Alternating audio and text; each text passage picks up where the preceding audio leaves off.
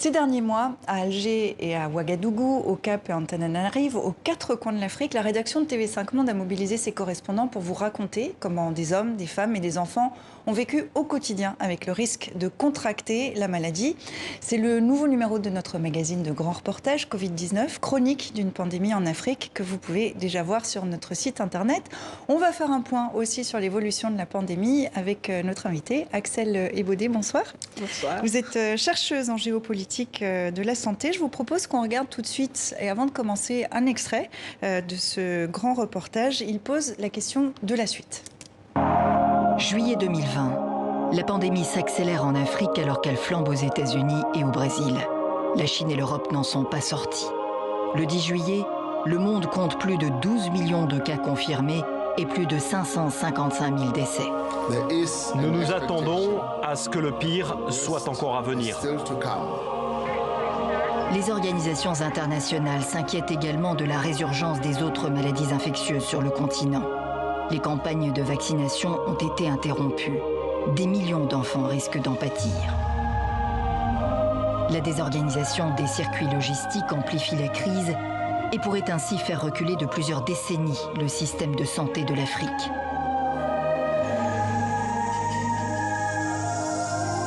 Une certitude, la pandémie a ébranlé l'ordre existant. Qu'en émergera-t-il? C'est beaucoup moins clair. Axelle Ebaudet, on prédit toujours le pire à l'Afrique, notamment dans cette séquence sur la pandémie. Est-ce que cette fois, en effet, le pire est à venir? On voit que les chiffres augmentent un peu. Les chiffres augmentent. Personne ne peut, à l'heure actuelle, savoir ce qui va se passer. Mais pour le moment, les statistiques et ce qu'on voit arriver, nous, en tout cas, de mon point de vue, est plutôt rassurant. On a vu, par exemple, que les pays qui ont fait face à la crise sanitaire Ebola s'en sortent de manière très honorable, que ce soit la Sierra Leone, le Libéria, la RDC, la Guinée, et même l'Ouganda. En Afrique de l'Est, l'Ouganda est le pays qui compte, avec le Rwanda, le moins de morts. Donc, je pense qu'il y a eu un apprentissage. S'agissant de la Covid en elle-même, les effets, de mon point de vue, parce que je n'ai pas de boule de cristal, personne ne sait de quoi l'avenir est fait. S'agissant de la pandémie de Covid en elle-même, les effets ne seront pas aussi dramatiques qu'annoncés. En revanche, les maladies épidémiques et endémiques peuvent poser de gros problèmes. Les maladies qui étaient déjà là avant et qui continuent à être exactement. là. Nous avons été rejoints par Massamba Diop depuis Dakar. Bonsoir, merci d'être avec nous. Vous êtes présidente de SOS Médecins au Sénégal, également présidente de la Société sénégalaise d'anesthésie, de réanimation et de médecine d'urgence. Merci beaucoup d'être avec nous. Le cap du million de cas confirmés a été franchi jeudi, 1 million sur plus d'1,2 milliard d'habitants. Est-ce que vous diriez que l'exception africaine se confirme encore ou est-ce que ces chiffres vous inquiètent ? Oui, je crois qu'effectivement, avec le recul maintenant de l'épidémie depuis le mois essentiellement en avril en Afrique, on devrait aujourd'hui avoir, si on considère la population africaine de 1,2 milliard d'habitants, si on considère que presque tous les pays n'ont pas confiné, mais simplement ont fait un couvre-feu, si on considère qu'il y a beaucoup moins de lits de réanimation en Afrique, on aurait dû être au minimum à 1 million de décès. En Afrique. Il faut bien se rendre compte d'une chose, c'est que le nombre de cas n'a strictement rien de réel. C'est-à-dire que la réalité, c'est probablement, je ne sais pas, 100 millions, 150 millions de cas, dans la mesure où beaucoup ne sont pas déclarés, les gens restent chez eux et en aucun cas ils ne sont déclarés. Ils ne le sont que quand ils deviennent réanimatoires ou lorsqu'il y a un programme avec un certain nombre de tests. Il suffit de comparer. Vous voyez qu'en Afrique du Sud, on a la moitié des cas déclarés en Afrique pour une population de 57 millions d'habitants. Et vous prenez le Nigeria à 203 millions d'habitants et qui se retrouve finalement avec 1000 et quelques cas de décès. Mais comment, donc, il y a forcément quelque chose. Justement, pardonnez-moi, docteur, comment vous expliquez ces disparités? Vous donnez 2 exemples. Alors, dans ces deux pays, je pense que là, c'est simplement si on teste et combien on teste et comment on teste. Ça, de ce point de vue-là. Mais ça veut bien dire qu'en fait, mais c'est pareil en France. Je suis sûr qu'en France, si on avait testé le nombre de personnes déclarées, le nombre de personnes réellement infectées, c'est un facteur au minimum 10 à 20, et encore plus en Afrique. Donc l'important pour moi, le vrai chiffre, qu'est-ce qu'il faut regarder? Qu'est-ce qui est vraiment dur en médecine? Ce sont les décédés et les malades graves. Parce que ceux-là, on ne peut pas les cacher. Et là, on s'aperçoit qu'effectivement, la mortalité en Afrique est aux alentours de 14 000 aujourd'hui, alors qu'en fait, on devrait être réellement à au moins, je vous dis, 800 000 à 900 000 morts. Je crois que c'est ça qui est important. Axel Ebodé, je me tourne vers vous. Je crois que vous voulez réagir. Comment on explique ces chiffres? Ces chiffres s'expliquent de plusieurs manières. Il y a l'explication médicale, mais il y a aussi l'explication qui est liée à l'organisation du territoire. La santé est un savoir de gouvernement. C'est quelque chose qu'on a oublié. La santé, ça sert à mailler le territoire. Le système de santé sert à cela. Et donc, l'Afrique du Sud est un pays qui a vraiment une emprise sur son territoire. Dans la plupart des pays d'Afrique, ce n'est pas le cas. Alors, par exemple, le Kenya, vous avez été confiné, vous êtes retrouvé bloqué au Kenya. Comment ça s'est passé? Donc, au Kenya, les mesures ont été vraiment très ciblées. Il y a eu des couvre-feux. Il y a eu, à un moment donné, une fermeture des plus grandes villes, Nairobi, Mombasa, des 5 plus grandes villes.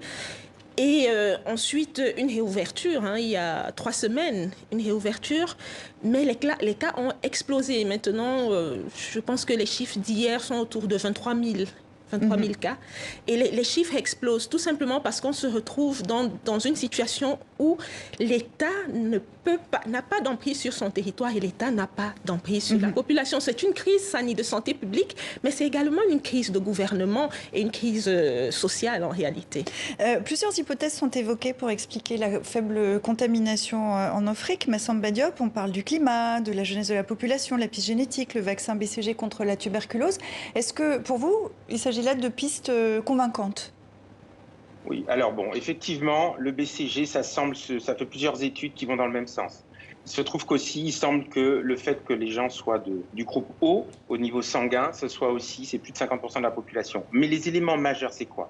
90% des décédés ont en fait plus de 65 ans.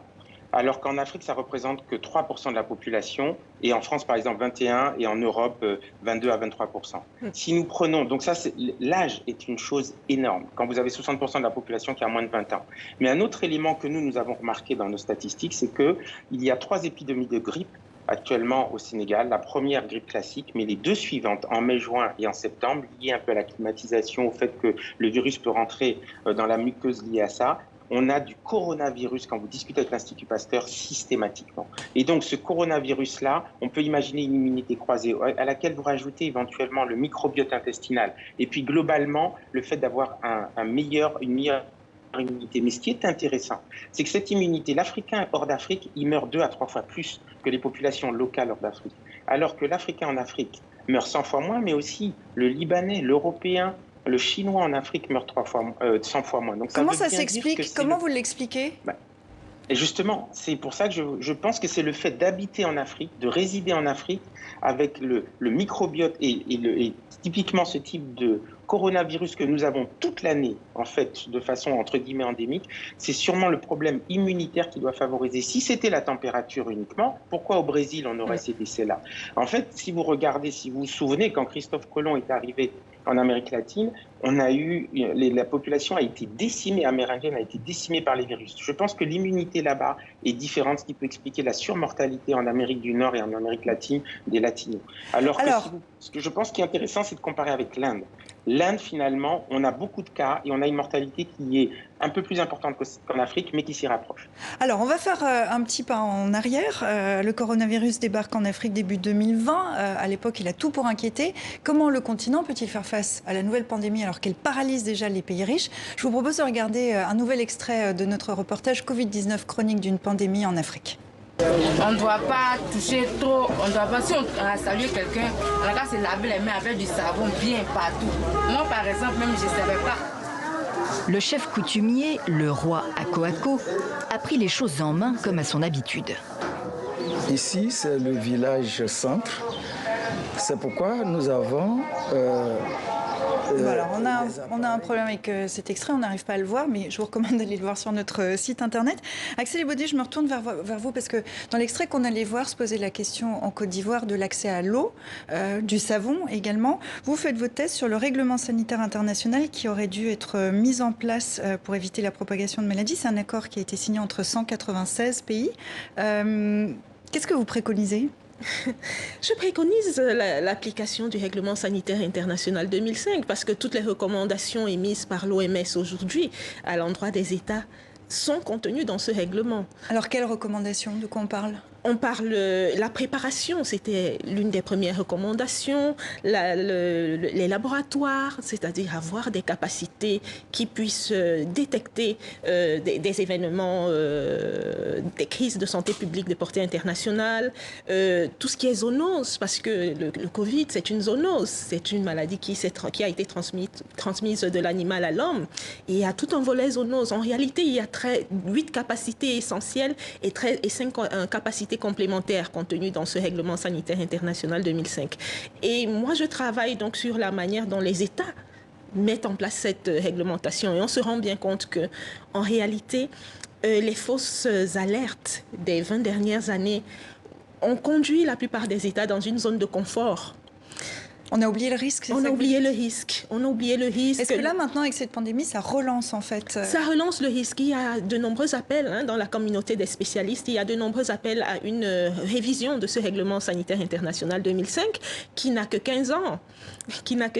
Mais comment allons-nous le réformer lorsque l'OMS traverse une crise sans précédent? Les États ne respectent pas les recommandations, mais l'OMS n'a pas de pouvoir. En réalité, ce qu'on recommande aujourd'hui, moi, à titre personnel, c'est de prendre des mesures importantes, mais qui soient liées au contexte. Comme disent les militaires, le terrain impose la manœuvre. On ne peut pas prendre des mesures à Paris comme on les prend à Yaoundé ou à New York. Les mesures prises doivent répondre aux contextes locaux. Alors, on va se tourner vers un autre contexte local. Au Sénégal, Massamba Diop, justement, vous venez d'écouter ce que disait Axel Ebodé. Est-ce que vous êtes d'accord avec elle? Et est-ce que vous êtes prêt? Est-ce que vous avez toutes les mesures qui sont en place? Alors, en tout cas, ce qui s'est vraiment passé dès le mois de mars, il y a eu, je dirais même mi-février, il y a eu vraiment des mesures qui ont été prises ici par le gouvernement de prévention, d'information de la population. Les masques, on les a mis quasiment un mois au moins avant la France, alors que l'épidémie était en décalé. En Afrique, qui arrivait plus tard. Le lavage des mains, la distanciation, l'ensemble de ces mesures-là ont été préconisées extrêmement tôt, ce qui probablement a permis d'atténuer, même si aujourd'hui le virus circule énormément, et du coup permet finalement une certaine immunité. Et je pense que par contre l'important, c'est de protéger les gens qui sont faibles, parce que c'est eux qui payent le lourd tribut. Mais sinon, on se retrouve finalement dans une situation actuelle où les gens appliquent un peu moins les mesures. D'ailleurs, il y a eu un renforcement du président lors un communiqué juste hier, en disant que maintenant, on veut de nouveau faire attention au regroupement, à toutes les mesures barrières pour éviter le pic. Ça, c'est une chose, c'est les mesures barrières. Mais là, l'exemple que je donnais tout à l'heure, c'est l'accès à l'eau, l'accès au savon. Est-ce que les conditions sanitaires ont changé depuis quelques mois en Afrique avec cette pandémie?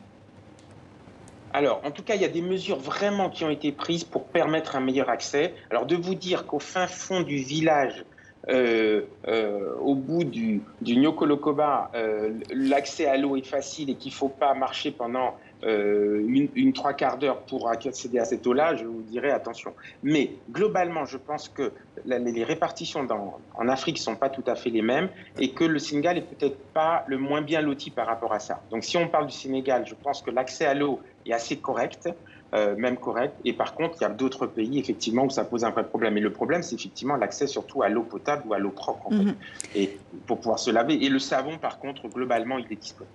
Alors, l'Organisation mondiale de la santé déclarait lundi qu'il n'y aurait peut-être jamais de solution miracle contre la pandémie de Covid-19. On fait quoi? D'un mot, très rapide. On fait quoi? On s'adapte. On s'adapte. Et l'Afrique sait faire ça mieux que d'autres continents? L'Afrique sait s'adapter mieux que d'autres continents, peut-être. Mais l'Afrique essaye de trouver une solution entre la pharmacopée qui n'est pas standardisée et la médecine conventionnelle. Donc, lorsqu'elle aura trouvé le lien entre les deux, je pense qu'elle s'adaptera encore mieux. Axel Evaudé, merci beaucoup d'avoir été avec nous. Merci à vous aussi, Massamba Diop, de nous avoir rejoints depuis Dakar. À très bientôt à vous deux. On n'a plus le temps, malheureusement, mais on aura l'occasion d'en reparler. Vous savez qu'on suit ça de très près à TV5 Monde. Merci infiniment à vous deux.